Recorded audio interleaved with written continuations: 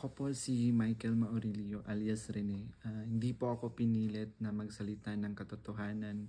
Kusang loob ko pong inilalahad ang mga nagawa kong kasalanan at mga plano laban kay Pastor Apollo C. Kibuloy at sa Kingdom Ministry. Ako po yung witness kinuwang witness ni Senry Sauntiveros na nakatakip yung muka. Pero ngayon, hindi na sapagkat nagsasabi na ako ng totoo. Binayaran po ako ni Senry Sauntiveros para mag-testify laban kay PRRD, VP Sara at kay Pastor Apollo C. Kibuloy. Lahat ng sinabi ko at kasama ko doon na nag-witness sa Senado ay ginawa lamang ni Senry sa upang papagsakin si Pastor at ang buong kingdom at kunin ang kanilang mga ari-arian. Ngayon po ay hinahanap at tinatakot ako ni Senrisa. Ako po ay dating full-time worker ng Kingdom of Jesus Christ na pinamumunuan ni Pastor Apollo Kibuloy. Na-convert ako noong 2015 at naging full-time noong 2019 kung saan na-assign po ako sa Glory Mountain sa Davao City. Lumabas po ako ng 2021, ngunit nagpaalam po ako ng maayos at pinayagan naman ako ng Kingdom dahil may balak po akong bumalik pagkatapos ng ilang taon. Noong January 2024, nag-vlog po ako kasama ang isang ex-full-time na si Lawrence Capuno dahil nagsimula na noon yung unang pagdinig na sa Senado sa pangunguna ni Senry Sauntiveros tungkol sa mga aligasyon ng sexual abuse at human trafficking na isinampalaban kay Pastor Apollo Kibuloy. Sa vlog na yun, pinasinungalingan namin yung mga claim ni Blenda Portugal alias Amanda at nung iba pa na pawang kasinungalingan lahat. Noong February 2024, kinontak ako ng isang ex-full-time na si Shishir Bandari at inalok na maging witness sa Senate investigation ni Senador Risa kapalit ng financial assistance. Pumayag ako dahil sa panahon din yun, nangangailangan din ako ng pera. Binigyan ako ni Shishir ng email ng opisina ni Sen Risa upang magpadala ng formal na email kahit anong aking sabihin daw. Sabi niya kapag nakipag-usap ako sa kanila, sabihin ko lamang na taga-kingdom ako at lumabas na sa ministry at idagdag ko daw na sinasaktan ako ni Pastor. So sa aking email, sinabi ko doon na galing ako sa kingdom at lumabas noong 2021. Ilang araw pagkatapos noon, kinontak ako ng isang staff ni Senrisa na si Fiona upang makipag-meet sa akin through video call. Sa pag-meeting namin kay Attorney J. Becama, Chief of Staff ni Sen. Sauntiveros, pinagawa ako ng affidavit tungkol sa mga gawain ko sa loob ng kingdom, mga transaction at operation na kinasangkutan ko. Ang isinulat ko doon ay pawang mga personal kong experience lamang at wala akong binanggit na pananakit, sexual abuse o human trafficking sa aking salaysay. Matapos kong ibigay yung affidavit, muli kaming nag-meet ni Attorney Becama. Pagkaraan ng 2 araw, binigyan niya ako ng revised affidavit na naglalaman na ng mga karagdagang aligasyon ng pananakit ni Pastor na hindi ko naman naranasan o nakita. Kasama rin dito yung maling pahayag na ako daw ay na-assign sa SMNA News kahit hindi totoo dahil ako ay nasa Glory Mountain mula 2019 hanggang 2021. Nandun din yung aligasyon na sa di umano ay nasaksihan ko tungkol sa mga baril na sangkot sina Sara Duterte at dating Pangulong Rodrigo Duterte na hindi naman totoo dahil wala naman akong nasaksihan na ganong pangyayari. Pinilit din akong idagdag yung pangalan ni Senador Bongo at Senador Bato de la Rosa sa affidavit kapalit ng mas malaking halaga ng pera. Pero hindi ko na sila isinama kasi baka umattend sila sa hearing at magtanong at ma-corner ako. Yung pag-appear ko sa Senate ay may reward na 500,000 na ibinigay nila sa akin. at dagdag na 500,000 nang isinama ko si Sara Duterte at si dating Pangulong Duterte. So 1 million po lahat ng binigay sa akin. Isang linggo before ang Senate hearing noong February 19, 2024, pinatira ako sa isang condo kung saan ako ay biniriefing at tinuruan tungkol sa mga dapat na isasagot ko sa tanong ni Senador Risa. So sa araw ng hearing, umiyak ako dahil sa konsensya habang binabasa ko yung script na alam ko naman na hindi totoo at hindi ginawa ni Pastoro ng Kingdom.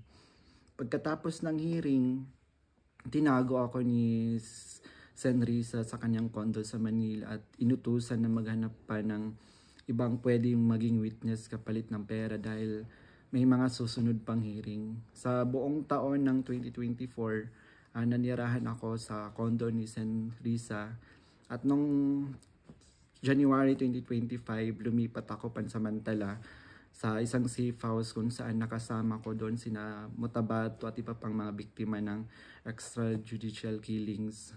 So sa bawat research o information na aking naibibigay sa Senado, nakakatanggap ako ng rewards na 12,000 na ibinibigay ni Sen Risa sa pamamagitan ng kanyang staff na si Sir Ryan.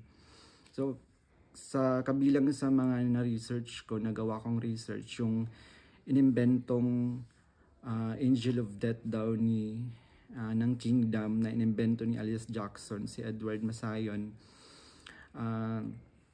Kabilang doon yung na-research ko yung mga member at yung mga general na nag-courtesy call kay Pastor.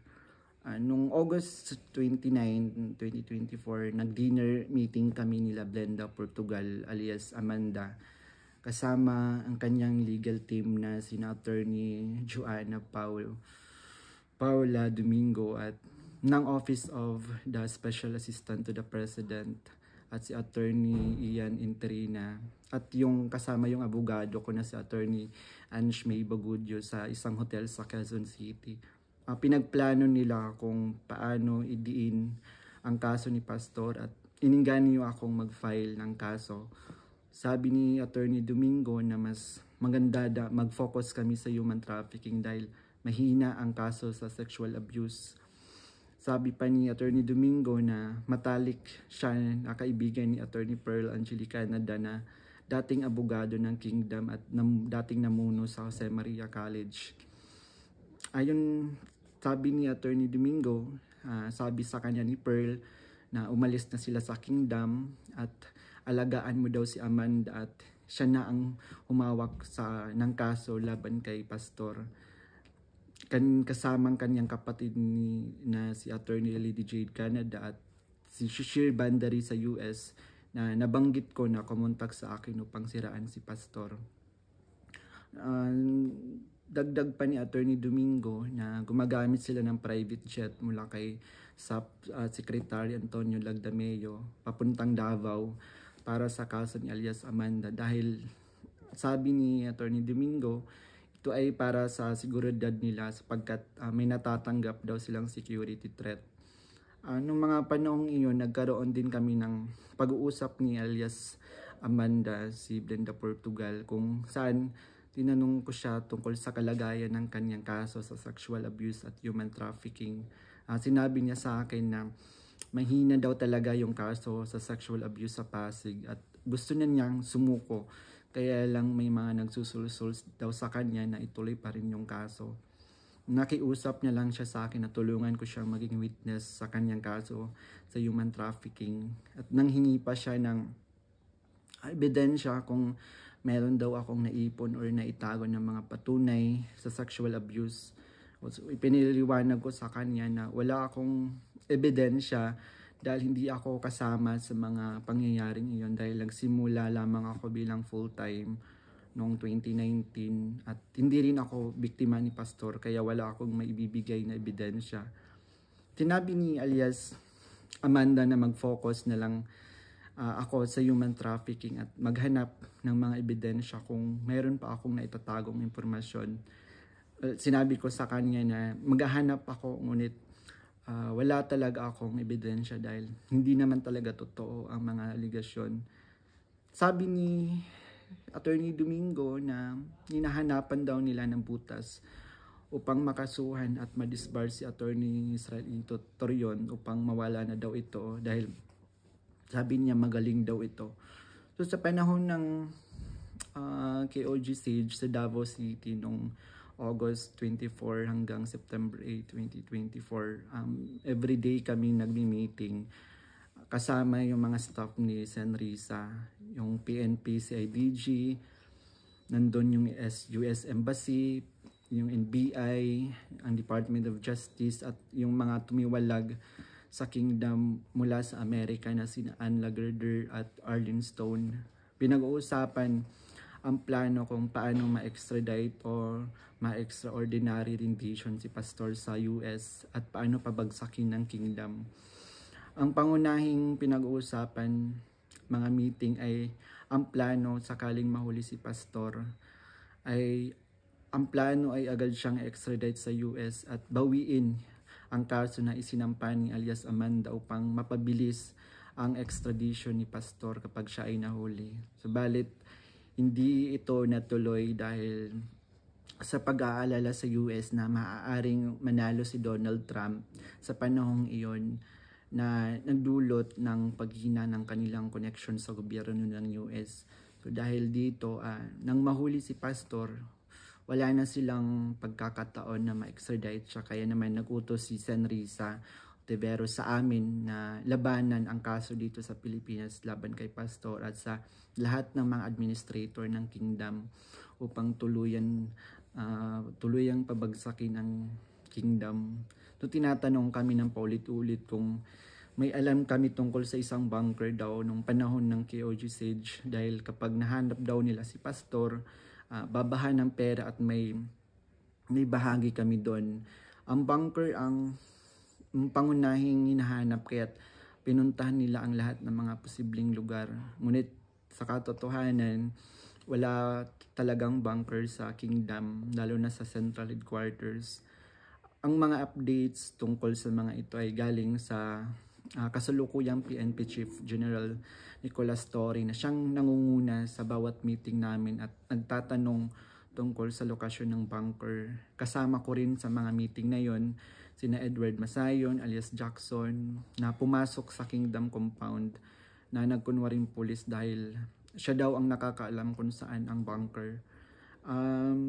Kasagsagan ng Sage ng message sa akin si Fiona, staff ni Risa, na sa pamamagitan ng WhatsApp na sinabi niya na dapat ko daw tanggalin sa kaso ko si June Andrade dahil isa daw siya sa amin na nagbibigay siya ng mahalagang impormasyon.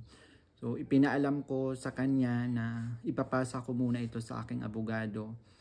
Pero ngunit isang linggo pagkatapos nun, tinanong ulit ako kung may contact ako sa kingdom dahil hindi na raw mahanap si June Andrade. Hanggang ngayon, hindi na siya natanggal sa kasong pinafile sa akin.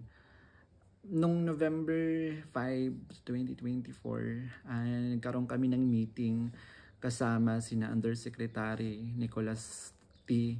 ng Department of Justice at 4 pang prosecutors. Ang naalala ko doon si Prosecutor Olivia Torrevillas, si alias Amanda, kanyang mga abogado, si Attorney Domingo at si Attorney Ian, 3 representative from NBI, 2 lawyer at 1 agent. Ang sabi ni Yusek sa amin, bawat isa sa amin na nag-witness sa Senate investigation na ginawa ni Risa ay may naka-assign na mga administrator ng kingdom na kakasuhan namin.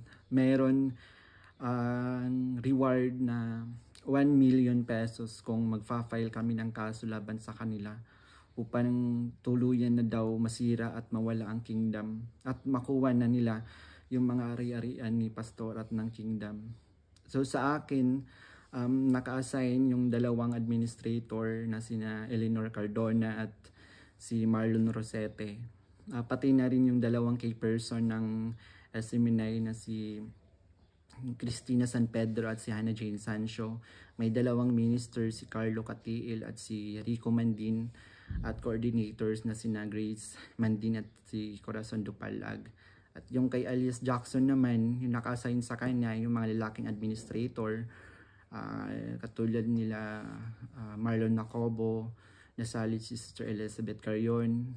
And kay alias Jerome naman, naka-assign sa kanya yung mga administrator ng mga babae na sina Neneng Lizada at si Teresita Dandan. So sa iba't ibang araw na mga meeting namin, kasama ko yung mga dating full-time worker ng Kingdom na lumabas dahil sa mga nagawang kasalanan sa loob ng ministry.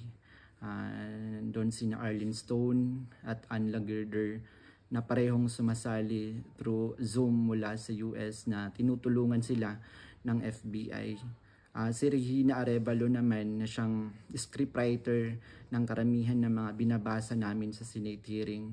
Pati na rin yung mga kasama kong mga fake witness na sina Tirao alias David, si Edward Masayon alias Jackson, si Juar Olimba alias Jerome, si Renita Hernandez, si Glenda Portugal alias Amanda, at kasama yung Chief of Staff ng Office ni San Risa na si Attorney J. Becama, at yung staff na si Fiona at si Faye. So hanggang sa ngayon, paggawa ko ng affidavit, patuloy ang surveillance at mga planong raid sa mga ari-arian ng Kingdom, kabilang ang mga Kingdom Light Congregation sa iba't ibang bahagi ng Pilipinas, yung SMNI building sa Makati, yung KOG Central Headquarters sa Davao. Bukod dito, tinatarget din yung mga anak ng mga full-time workers bilang mga biktima daw ng human trafficking at child abuse. Ngayon po ay lumalabas ako upang ilahad ang katotohanan na ang lahat ng ito ay gawa-gawang kaso at plano lamang pabagsakin si Pastor at ang buong Kingdom Ministry at kunin ang kanilang mga ari-arian. Hindi ko na masikmura yung mga ipinapagawa ni San Risa na kasinungalingan at ang pamimilit niya na magsampa ako ng kaso kapalit ng pera. Wala pong ginawang mali si Pastor sa akin. Puro kabutihan ang aking naranasan habang nasa loob pa ng Kingdom. Lahat ng ito, sinabi ko ay upang ipagtanggol ang katotohanan kahit nakakatakot dahil sa mga malalaking tao yung sangkot. Pero ito na yung panahon upang tumindig para sa katotohanan at humihingi ako ng tawad sa Kingdom family, lalo na kay Pastor Apollo Kibuloy sa mga nagawa kong mali at kasinungalingan.